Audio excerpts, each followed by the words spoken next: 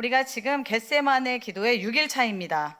기도회잖아요. 그래서 오늘은 기도에 대한 말씀을 준비했습니다. 오늘 말씀의 제목은 낙심할 때 하는 기도입니다. 예수님을 하나님의 아들 구원자로 믿고 신앙생활하면서 항상 하는 것이 우리가 바로 기도입니다. 예배 시간에도 기도하고 밥 먹기 전에도 안 까먹고 기도하시죠. 기도하고, 그리고 내 힘으로 할 수 없는 일들이 내 앞에 산더미 같이 쌓일 때, 그런 문제를 만나면 우리는 또 기도하고, 교회 안에서든 밖에서든 우리는 항상 기도를 합니다. 오늘도 기도회에 나왔잖아요. 그러면 여러분에게 한번 묻겠습니다.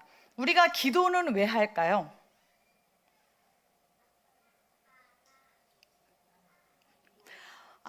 이제 소리는 잘 안 들리는데 여러분이 마음으로 막 대답하시는 소리가 제 마음을 울렸어요. 기도를 왜 할까요? 했더니 뭐 이런저런 내용들이 많이 나왔던 것 같아요. 기도를 할 때 하나님이 지금 내가 처한 상황을 모르실까봐, 그리고 내가 했던 말을 하나님께서 잠깐 잊으셨을까봐 막 외쳐 부르는 것이 기도일까요? 마태복음 6장 8절에 보면 없어요. 거기에 하나님이 너희 아버지께서는 너희가 구하기 전에 너희에게 필요한 것이 무엇인지 다 알고 계신대요. 너희가 구하기 전에 이미 다 알고 계신대요. 하나님은 우리가 무엇인가를 구하려고 마음 먹기도 전에 하나님은 이미 모든 것을 다 알고 계신대요.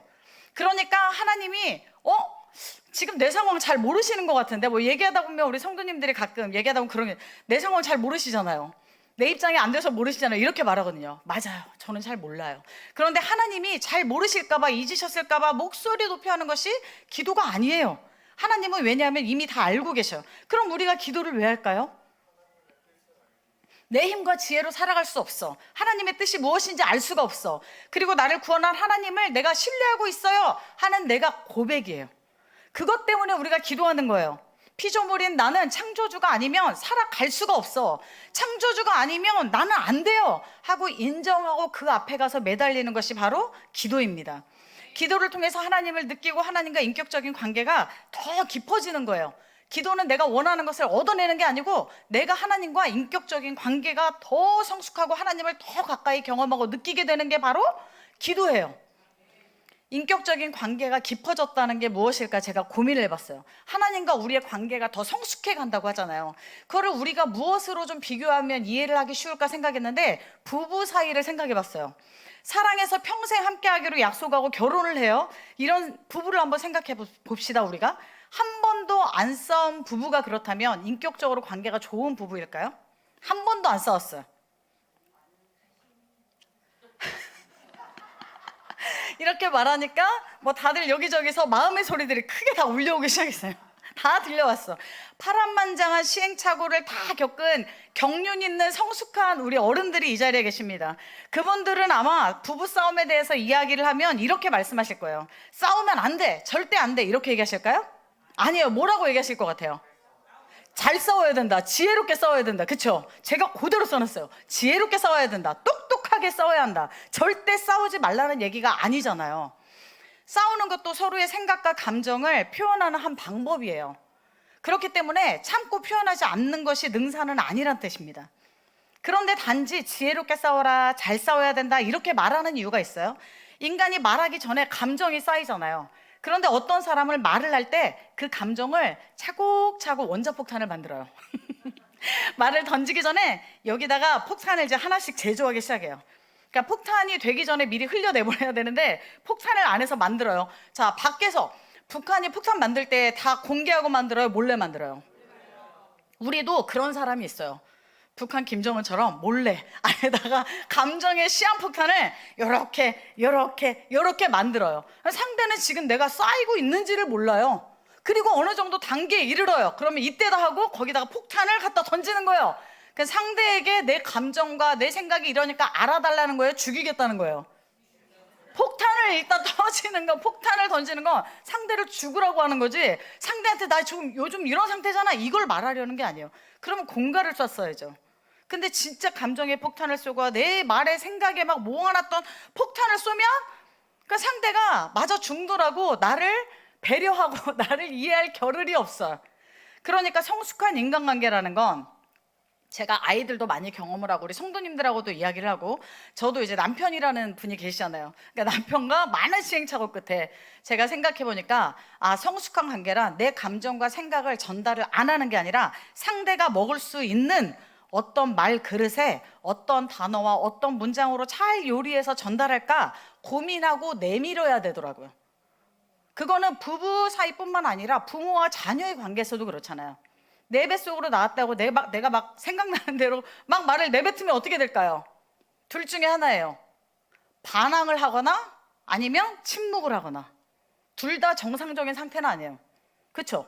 그러니까 내가 감정을 잘 이렇게 요리를 해서 지금 내 생각이 어떻다는 거, 부모가 이런 감정을 가지고 있다는 걸 전달하지 말란 얘기가 아니에요. 해야 돼요. 부모도 자녀에게 꾹꾹 참고 있으면 안 돼. 그럼 이게 언제 폭발하냐면 극단의 상황에서 폭발하면 내가 너를 어떻게 키웠는데 이렇게 나가는 거예요.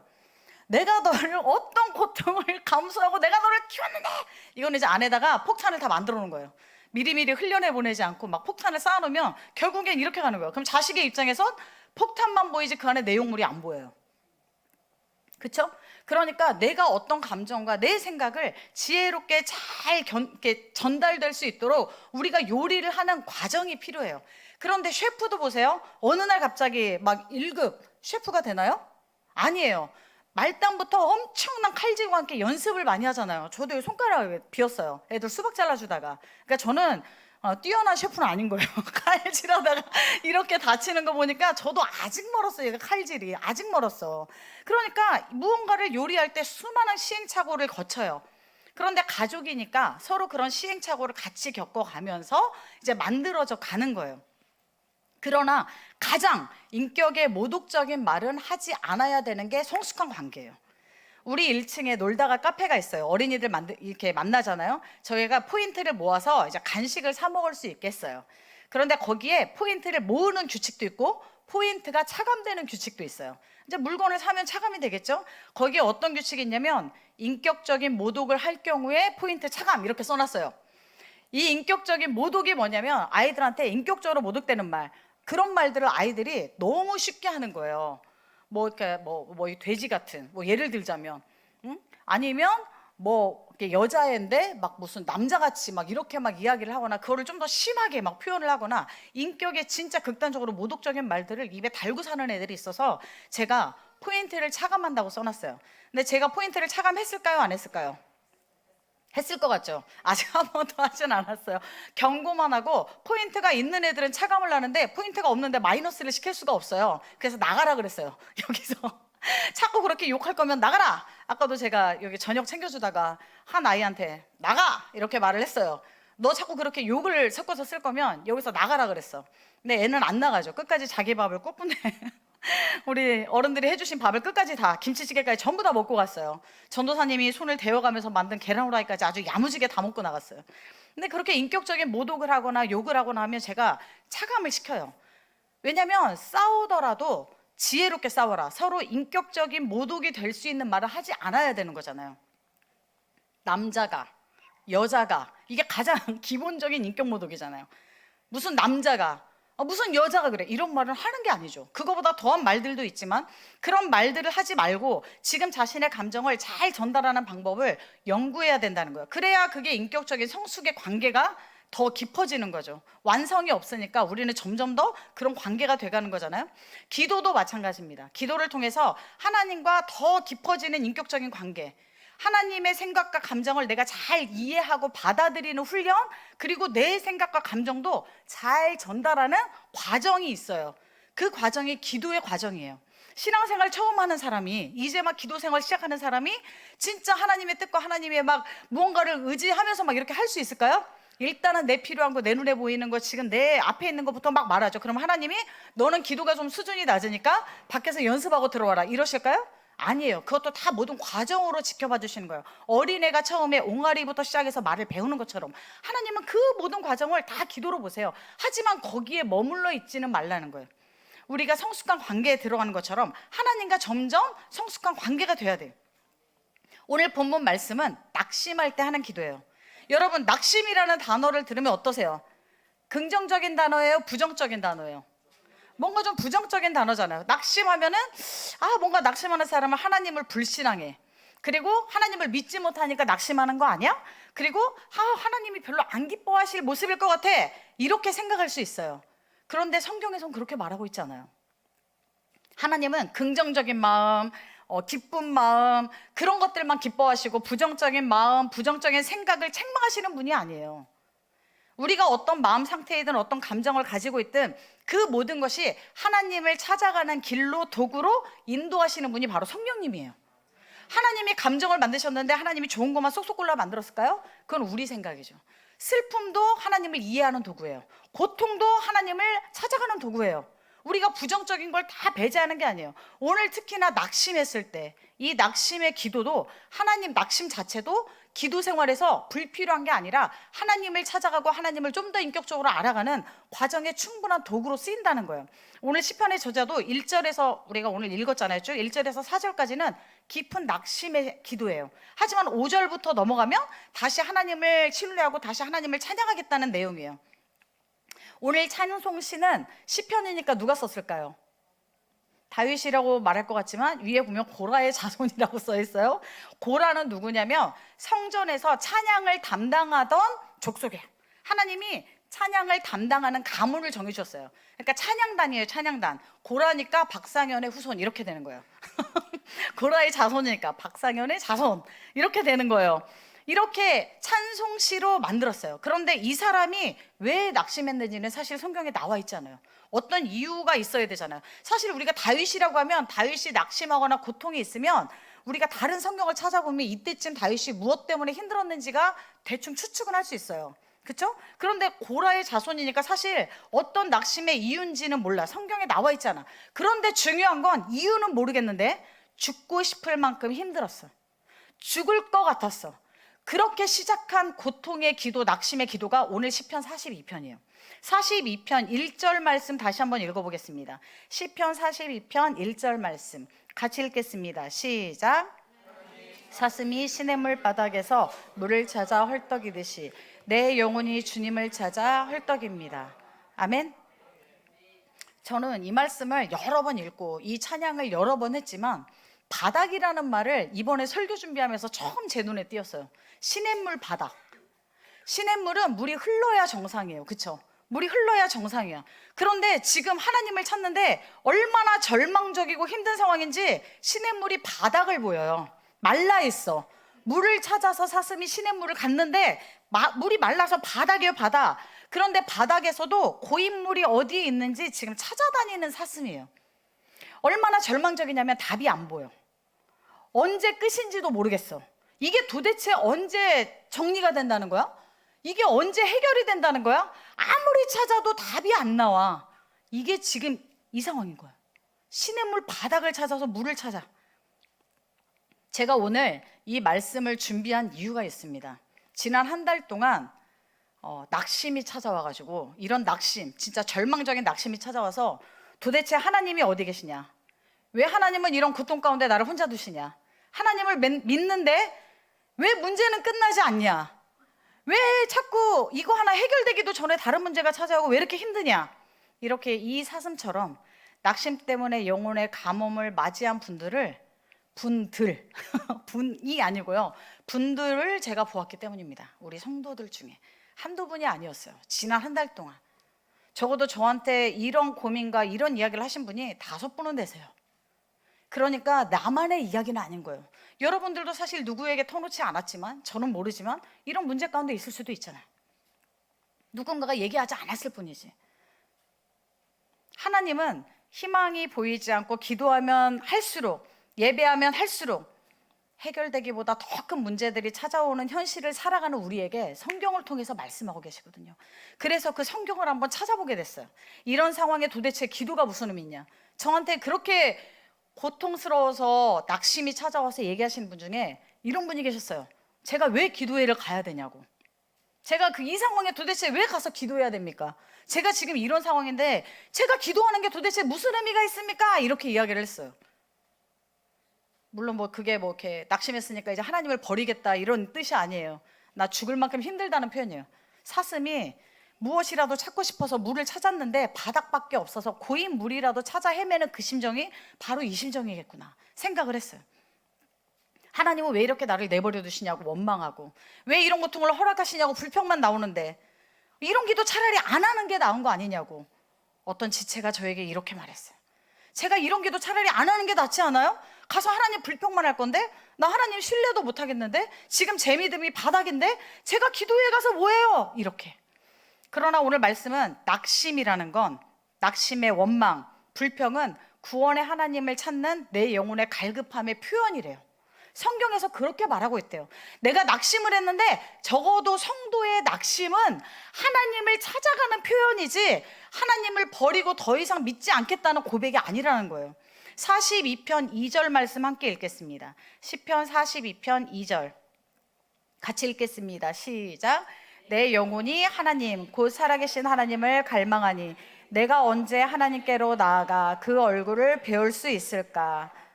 아멘. 여러분들도 이런 고백하죠. 이렇게 멋들어진 말이 아닐지라도 여러분 속에서 이런 이야기 하나님께 하시잖아요. 한 번도 안 싸운 부부가 없는 것처럼 하나님께 이런 고백 안 하는 성도는 없어요. 성도의 모든 삶 가운데 이런 고백은 반드시 지나가게 돼 있어요.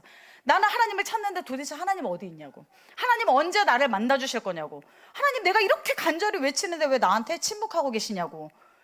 이런 고백 한 적 있어요, 없어요? 아멘.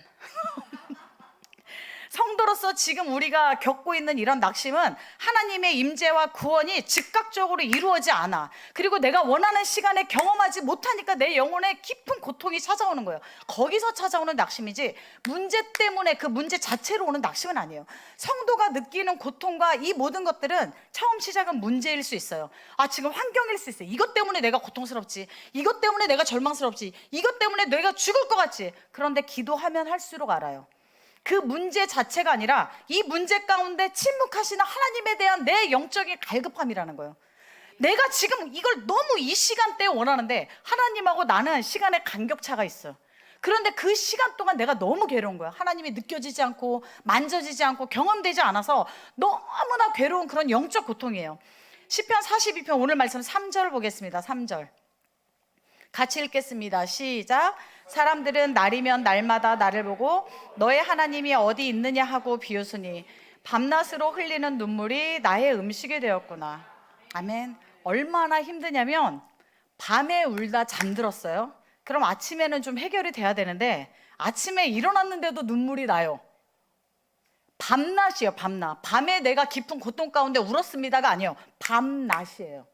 밤낮이니까 며칠인지도 모르겠어요.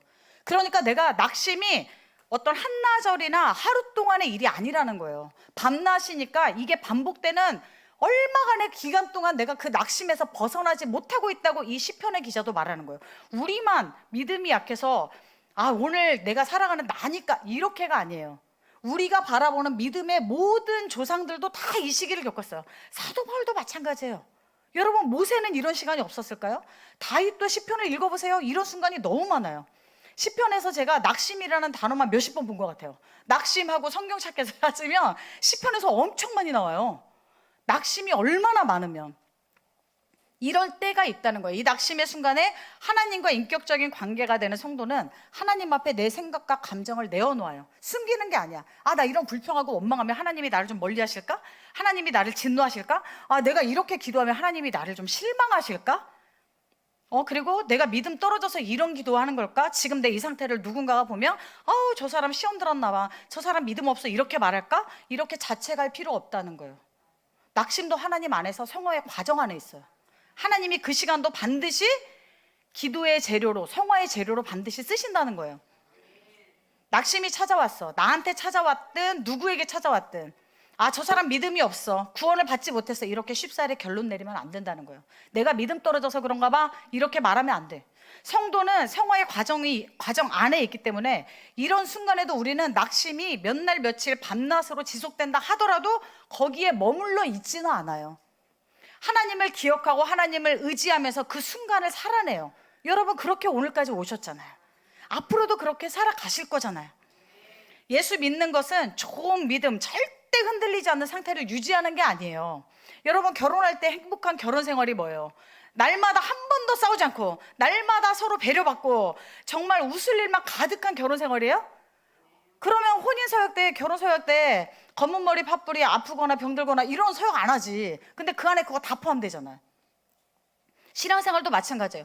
예수를 믿는다는 거는 내가 항상 믿음 좋은 상태를 끝끝내 유지한다는 게 아니에요. 그런 순간도 맞이하고 흔들리는 순간도 맞이하고 진짜 절망의 순간도 맞이하고 낙심의 시간도 우리가 보내는 거예요. 그런 왔다 갔다 하는 그 모든 상태를 우리가 다 경험하는 게 바로 신앙생활이라는 거예요. 그게 바로 믿음의 생활이라는 거예요. 그러나 중요한 건 그 어떤 순간에도, 그 어떤 흔들리는 순간에도 내가 다시 하나님께 소망을 두는 게 바로 믿음 생활이에요. 결국은 내가 하나님을 다시 기억하는 게 믿음 생활이에요. 여러분 믿음 생활하고 계시죠? 낙심한 신앙은 하나님께 아무 말도 하지 않는 신앙이 아니에요. 자신의 눈물과 질문까지, 내 안에 수없이 올라오는 질문까지 하나님께 가지고 나아가는 게 낙심의 신앙이에요. 낙심한 사람의 신앙이에요. 낙심도 신앙생활의 일부니까.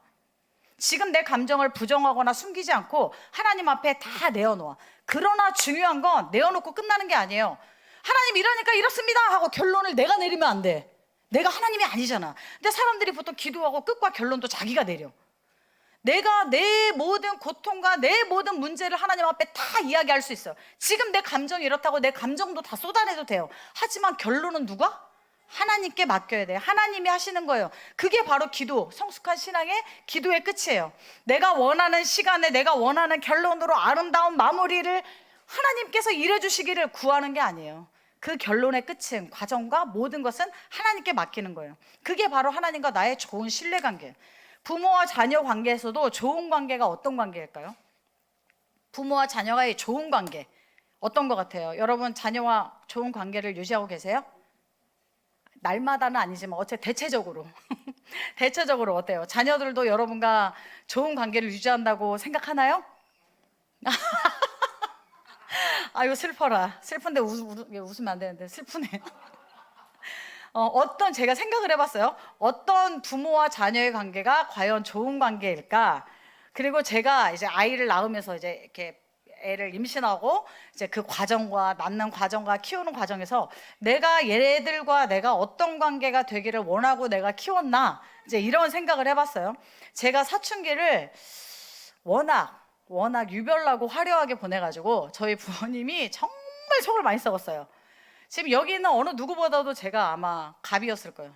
진짜 사춘기를 너무 화려하게 하나님께 엄청 많이 맞았어요. 그래서 사춘기를 너무 화려하게 보내가지고 그래서 그 모든 과정을 겪고 주님 안에 돌아와서 어쨌든 주님 안에서 신앙생활하고 인격적으로 주님을 만나고 성령님이 인도하셔서 오늘에 이르는 삶을 사는데 제가 이제 아이를 낳고 키우면서 그런 생각을 했어요. 얘네하고 내가 어떤 부모가 돼야, 얘네가 나를 어떤 엄마라고 생각해야 내가 그래도 괜찮은 엄마였을까를 고민하면서 키우잖아요, 보통 엄마들이. 저도 고민을 했어요.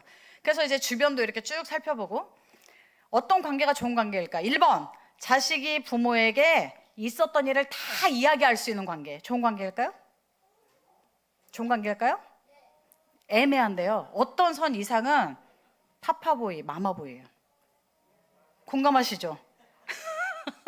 다 이야기하는 게 무조건 다 좋다는 뜻은 아니에요. 그렇죠? 그리고 또 하나, 2번째, 자기 감정을 다 편하게 드러낼 수 있는 관계. 부모와 자녀 관계. 내가 좋든 싫든 내 막 싫은 감정도 다 무조건 다 표현할 수 있어야 돼. 절대적으로 안 된대. 엄마들이 안 된대요. 엄마들이 지금 딱 이렇게 말했어요. 시연이 너 선을 지켜 이렇게 말했어요. 엄마가 안 된대요. 자기 감정 다 드러내지 말래요. 자, 3번째, 부모님 걱정하실까봐, 때로는 혼날까봐 아무 말도 않고 티를 안 내고 인내로 참는 관계. 그것도 다 안 돼요? 그럼 도대체 어떻게 해야 돼요? 어떤 관계가 돼야 돼요? 다 중간이요? 다 어떻게 관계? 자, 자식 입장에서 제가 생각을 해봤어요. 어떤 부모와 내가 됐을 때 좋은 관계일까?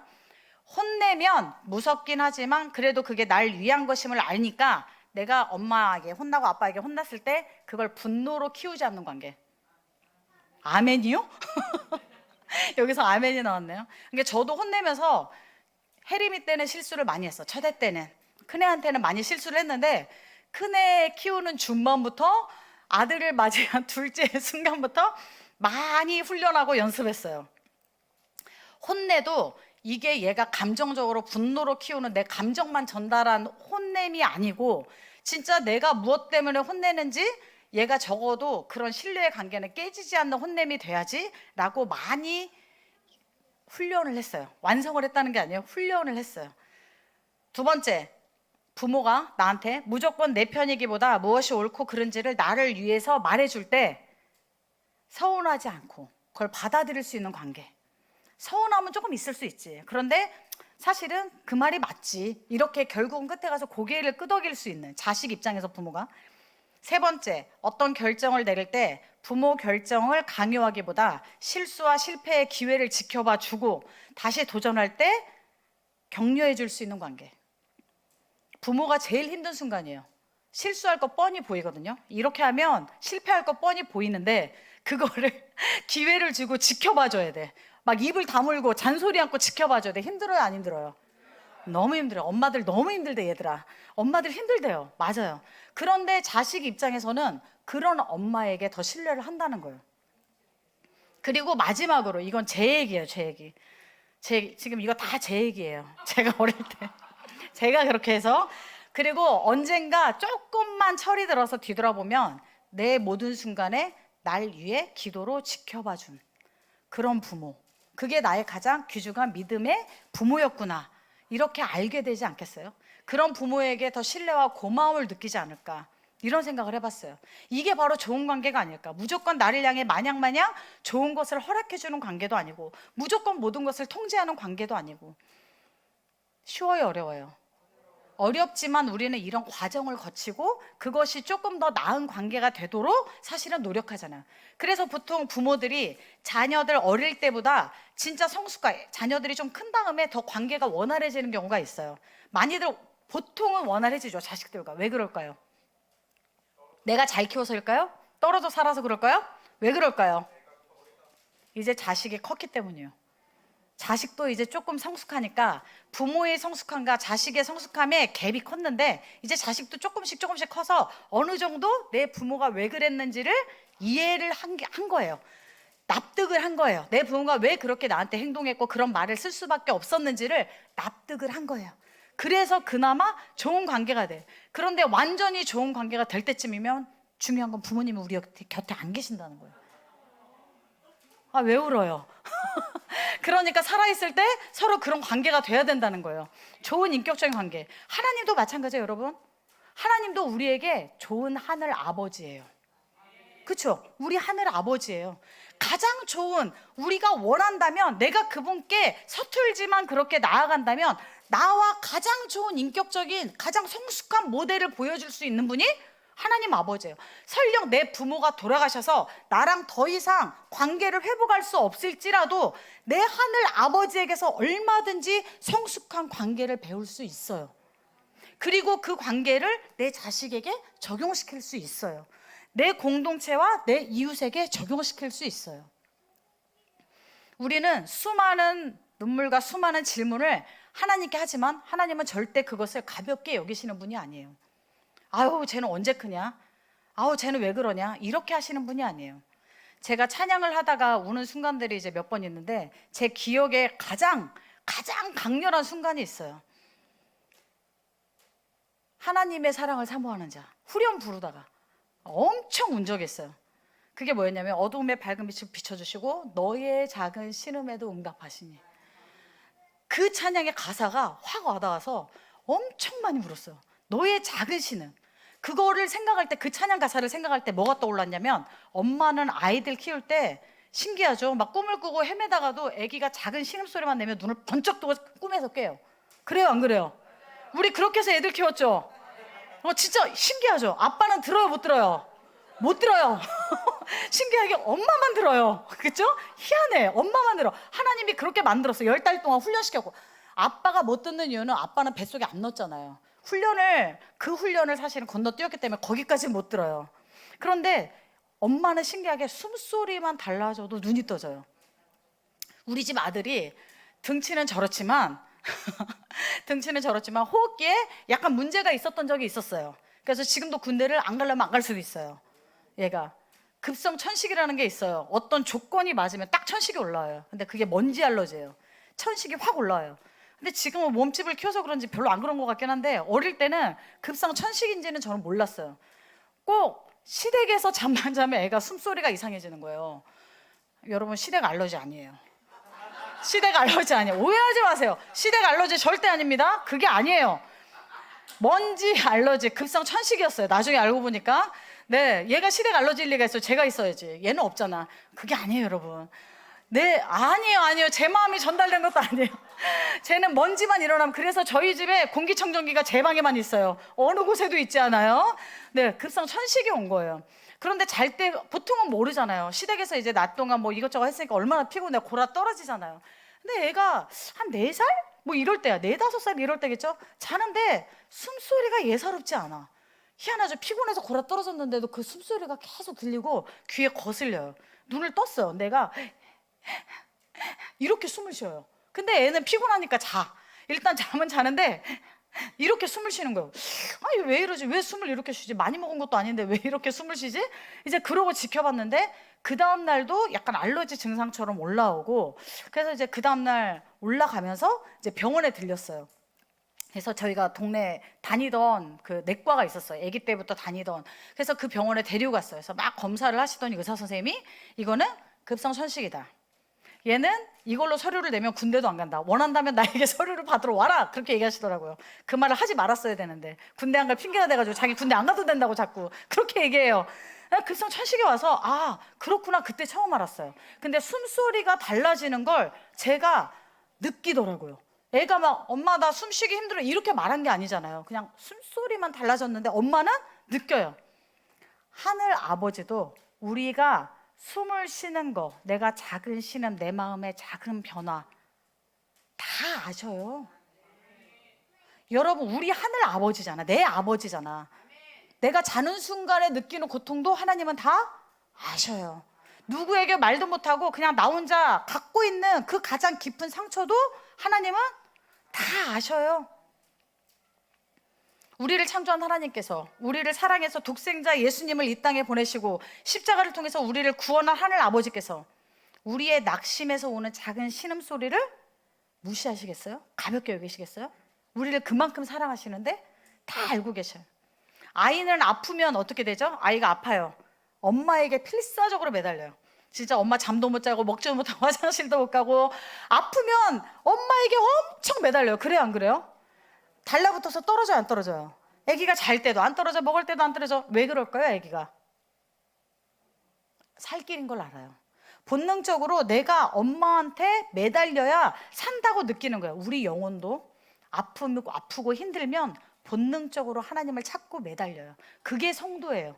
내가 아프고 힘들고 절망하고 낙심 가운데 있는데 하나님을 안 찾는다? 내가 구원을 받았는지를 생각해 봐야죠.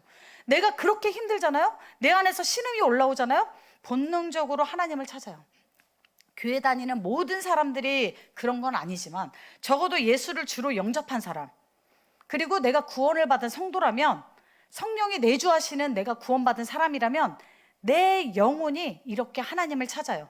그리고 성도라면 기도하면서 자신의 영혼에게 우리가 오늘 시편에서 말하는 이 말과 똑같은 말을 해요. 시편 42편 5절입니다. 시편 42편 5절 같이 읽겠습니다. 시작. 내 영혼아, 내가 어찌하여 그렇게 낙심하며 어찌하여 그렇게 괴로워하느냐. 너는 하나님을 기다려라. 이제 내가 나의 구원자 나의 하나님을 또다시 찬양하련다. 아멘. 기도하는 성도는 기도하는 자신의 영혼에게 이렇게 말해요. 자, 그만 낙심하자. 우리 일어나자. 우리 하나님 찾자. 결국은 기도 끝에 이렇게 고백하게 돼 있어. 처음은 하나님 죽을 것 같은데요. 내가 이것 때문에 너무 절망인데요. 나 이것 때문에 진짜 하나님 찾을 힘도 없는데요. 살아갈 힘도 없는데요. 내가 왜 여기까지 이렇게 나와 있어야 돼요? 내가 언제까지 이런 삶을 살아야 돼요? 라고 외치다가도 기도하면 기도할수록 끝에 가서 이렇게 고백하게 되는 거예요. 일어나자 내 영혼아. 하나님이 나를 구원하실 거야. 지금 내가 원하는 시간이 아니어도, 지금 내가 바라는 이 순간이 아니어도 결국은 하나님이 나를 이 문제에서 구원하실 거야. 나는 하나님을 반드시 찬양하게 될 거야. 이 시편의 기자와 똑같이 우리는 고백하게 되는 거예요. 내가 다시 믿음을 회복하여서 내가 이 낙심을 이겨내야지, 내가 고통을 이겨내야지, 내가 다짐하는 소리가 아니에요. 이거는 내가 막 나한테 야, 하나님 안 보이지만 너 그렇게 저한테 그렇게 하는 소리가 아니에요. 하나님이 반드시 나를 구원하실 거기 때문에 신뢰하고 기다리라고 자신의 영혼에게 확실하게 말해줄 수 있는 거예요. 이게 바로 구원받은 성도의 마지막 고백이에요.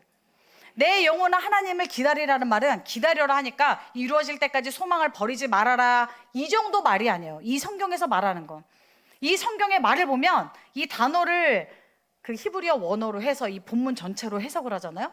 그러면 하나님을 기다리라는 말은 이런 말이에요. 포기하지 말아라, 믿음으로 버텨라, 하나님을 신뢰해라, 아직 보이지 않아도 하나님을 기대해라, 하나님께서 찬양할 이유를 주실 때까지 기다려라, 이런 말이에요. 아멘. 유란인가? 아멘.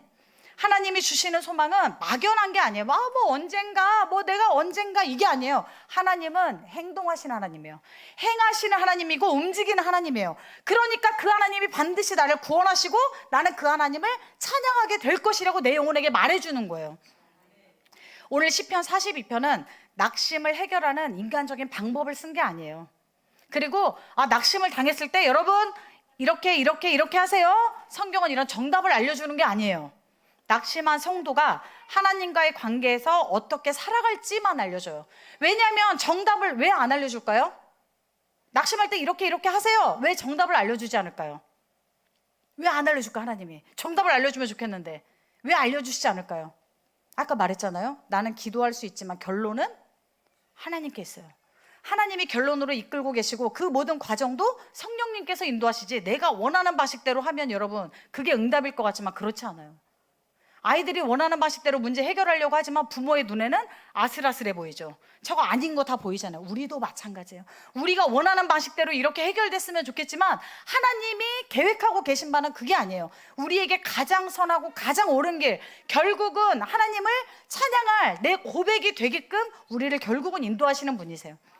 지금은 여러분 우리의 삶이, 또 우리의 생활이, 우리의 환경이 눈물이 음식이 되고 파도가 영혼을 덮는 것처럼 느껴져도 우리를 향한 하나님의 변함없는 사랑은 시작부터 끝까지 중단되지 않아요. 성도는 내가 낙심됐어, 지금 내가 실족했어, 이거를 부정하는 게 성도가 아니에요. 그 낙심을 가지고 하나님 앞에 나아가는 게 성도예요. 하나님께서 구원하시고 하나님께서 내 삶을 개입하실 거, 그것을 기다리고 내가 다시 하나님을 찬양해야지 하고 그 마음을 가지고 가는 게 바로 성도의 삶입니다. 아멘. 오늘 이 시간에 우리 찬양하고 함께 찬양하고 기도하겠습니다. 오늘 이 말씀을 찬양시로 고백한 게 있어요. 사슴이 시냇물 찾아 헤매이듯이 내 영혼이 주를 사모합니다. 오늘 이 찬양을 여러분의 영혼에게, 낙심한 영혼에게, 또 여러분이 기억하고 기도하고 있는 낙심한 지체에게, 그 지체를 위하여 기도하면서 또 여러분 자신을 위해서 기도하면서 이 찬양을 하고 함께 기도하도록 하겠습니다.